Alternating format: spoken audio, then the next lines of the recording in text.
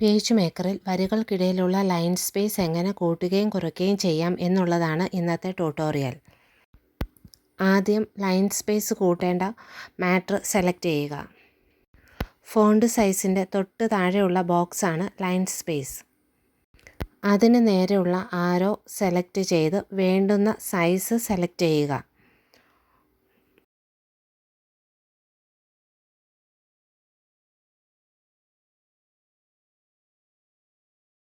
ഒരു മെത്തേഡ് ഇതാണ്. Next method, type എന്ന ബട്ടണിൽ ക്ലിക്ക് ചെയ്തതിന് ശേഷം ലീഡിംഗ് എന്ന ഓപ്ഷൻ ക്ലിക്ക് ചെയ്യുക. അവിടെ നിന്നും സൈസ് സെലക്ട് ചെയ്യുക. അതിലില്ലാത്ത സൈസാണ് വേണ്ടതെങ്കിൽ അതർ എന്ന ഓപ്ഷനിൽ ക്ലിക്ക് ചെയ്ത് അവിടെ വേണ്ടുന്ന പോയിൻ്റ് സൈസ് ടൈപ്പ് ചെയ്ത് കൊടുക്കുക. അതിനുശേഷം ഓക്കെ ബട്ടൺ ക്ലിക്ക് ചെയ്യുക.